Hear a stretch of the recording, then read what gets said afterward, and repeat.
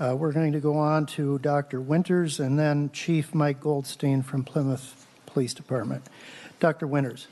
Thank you, Chairman and committee. Appreciate this opportunity. I'm trained as a clinical psychologist, have studied addiction since the late 1980s, most of that time at the University of Minnesota. So I look at this question of legalizing marijuana from a risk versus benefit perspective.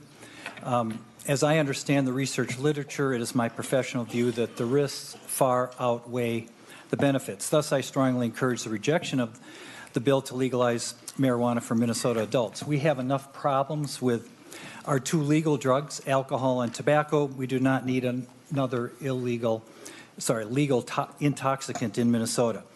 The issue of commercializing cannabis is being pulled by several opposing forces. I come from the side that's more is public health minded, as we are interested in what the research science says about the adverse effects of cannabis use, but also recognize that some compounds in the plant may have medicinal value.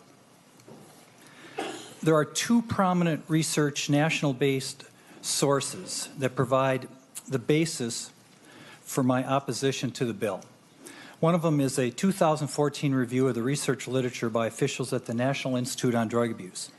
They identified 7 adverse health effects for which, in quotes, the evidence was the strongest when marijuana was used long-term or heavily. Here are the 7. Addiction, altered brain development, cognitive impairment, learning impairment, poor educational outcome with increased likelihood of dropping out of school, increased risk of chronic psychosis disorders, particularly in persons who have a predisposition to such disorders, diminished life satisfaction and achievement, and the final one was symptoms of chronic bronchitis. The second prominent research report that impressed me was the 2017 one by the National Academy of Science. This committee concluded that there was either strong or moderate evidence that regular cannabis use contributes to these 6 negative health effects. I think you have a copy of that in the handouts. Here are the 6.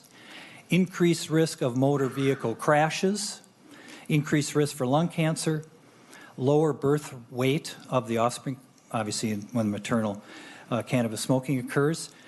Again, cognitive impairments. Again, development of schizophrenia or other psychoses, highest risk among heavy users and those with predisposition. And also related to addiction, they call it development of problem cannabis use when there's early onset of use. Of these 7 from the one report and 16 from the other, if you read these 2 reports, you will note that many of them are cited as being particularly problematic when use begins early in life. Also important to realize, as you've heard, many of these literature citations and literature sources that you draw upon are looking in the rearview mirror because it's based on the version of cannabis that's much weaker than we see currently available.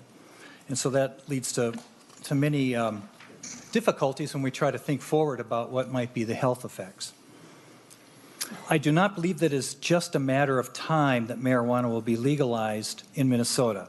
It is true that many states have legalized it, but 8 states have pushed back from legislative initiatives.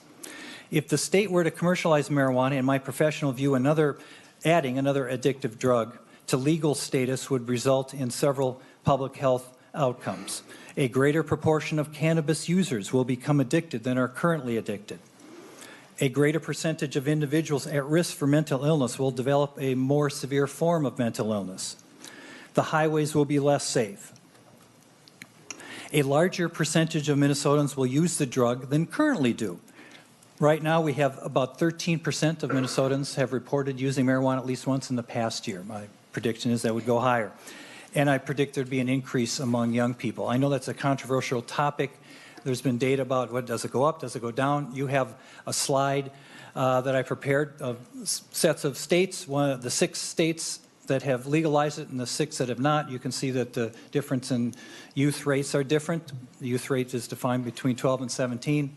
Higher rates in the pro-marijuana states versus the non-marijuana. It's early trend data. We'd have to see how things look out, but if you Get some expert advice from epidemiologists. I think they can tell you more about how early trends look and how that might be portending of later trends or not. I encourage you to go down that road because the youth issue is very important. The one concern I have about youth is the THC is the active ingredient in marijuana is very powerful. It affects multiple regions of the brain, and people are very concerned that those regions are very important for brain development that occurs during adolescence. If we don't like the way that marijuana is being used as a social justice tool, then we should fix the criminalization laws. If we don't like the medical marijuana laws in Minnesota, then we should fix those. But I don't think we go down that road by recreationalizing it. Thank you. Thank you, Dr. Winters.